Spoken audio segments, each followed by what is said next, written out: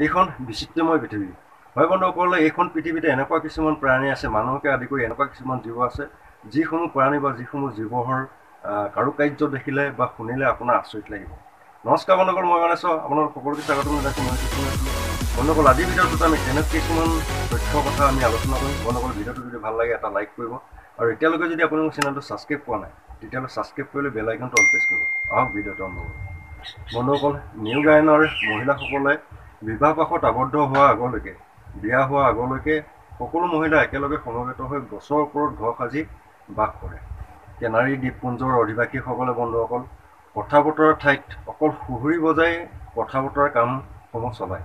বন্ধুসকল, মেৰু প্ৰদেশৰ সকলো জন্তুৰ ৰং হ'ল বগা। তাজমহলৰ প্ৰধান কাৰিকৰজনৰ নাম আছিলে উস্তাদ ইশা। বন্ধুসকল, এইখন পৃথিৱীত এনেকুৱা এখন দেশ আছে, যিখন দেশত কৰ নাই, পুলিচ নাই, প্ৰশাসন নাই, বন্ধুসকল সৈন্য নাই। সেই দেশখনৰ নাম হ'ল এণ্ডোৰা। মানুহে মাটিৰ বাহিৰে আন একোকে নাখায়। হয় বন্ধুসকল, শুনিবলৈ আচৰিত লাগিলেও এই সত্য কথা। আফ্ৰিকাৰ আদিবাসীসকলে নীল নদীৰ মাটি পুৰি খায়, তাৰ বাহিৰে আন একো নাখায়। গছৰ ওপৰত কোন ঠাই মানুহে বাস কৰে আপুনি জানেনে? হয় বন্ধুসকল, আফ্ৰিকাৰ নপুৱনসকলে গছৰ ওপৰত বাস কৰে। পৃথিৱীৰ প্ৰথম চিৰিয়াখানা কোনে ক'ত আৰম্ভ কৰিছিল আপোনাৰ মনত আছেনে? বন্ধুসকল, 1150 চনত চীনৰ এজন ৰজাই ব্যক্তিগতভাৱে এখন চিৰিয়াখানা প্ৰতিষ্ঠা কৰিছিল, আৰু 1793 চনত পেৰিছত ৰাজহুৱাভাৱে চিৰিয়াখানা প্ৰতিষ্ঠা কৰা হয়। বন্ধুসকল, পানী হ'ল প্ৰাণীৰ প্ৰাণ। হয় বন্ধুসকল, আমি সকলোৱে জানো যে সকলো প্ৰাণীয়ে, সকলো জীৱই পানী খায়। বন্ধুসকল, আপুনি শুনিলে আচৰিত হ'ব, আফ্ৰিকাৰ কৃষ্ণমৃগই পানী নাখায়। সকলো প্ৰাণীয়ে মুখেৰে পানী খায়। হয় বন্ধুসকল, কিন্তু ভেকুলীয়ে মুখেৰে পানী নাখায়। ভেকুলীয়ে শৰীৰৰ যিবোৰ ফুটা থাকে, অংগৰ ফুটা থাকে, সেইসমূহ ফুটা দি পানী শুহি লয়। মাংসহাৰী গছ। হয় বন্ধুসকল, গছে মাংস খায়।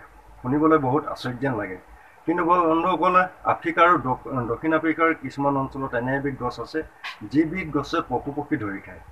সাঁতুৰি সাঁতুৰি পিছলৈ যায়। হয় বন্ধুসকল, অক্টোপাছে সাঁতুৰি সাঁতুৰি পিছলৈহে যায়, আগলৈ নহয়, পিছলৈ যায়। নাৰী বৰ্জিত দেশ। হয় বন্ধুসকল, শুনিবলৈ এইটোতো সকলোতকৈ আচৰিত যেন লাগে।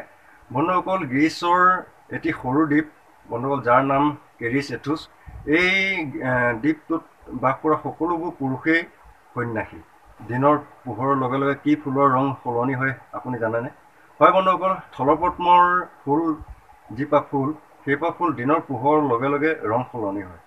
একে সময়তে এখন হাতে লিখিব পৰা আৰু আনখন হাতে আঁকিব পৰা ব্যক্তিজনৰ নাম হ'ল লিওনাৰ্ডো দা ভিঞ্চি।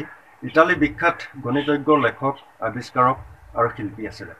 বন্ধুসকল, ভাৰতত প্ৰথম সৌৰশক্তি চালিত ৰেলগাড়ী যাত্ৰা আৰম্ভ কৰা হৈছিলে 2017 চনত, গাজিয়াবাদৰ পৰা দিল্লী হৈ গুৰগাঁৱলৈকে। বন্ধুসকল, আজিৰ ভিডিঅ'টো ইমান আছিলে। ভিডিঅ'টো যদি ভাল লাগিলে এটা লাইক কৰিব, আৰু এতিয়ালৈকে যদি আপুনি মোৰ চেনেলটো ছাবস্ক্ৰাইব কৰা নাই, তেতিয়াহ'লে ছাবস্ক্ৰাইব কৰিলে বেল আইকনটো অল প্ৰেছ কৰিব। আজিলৈ বন্ধুসকল, জয় অসম।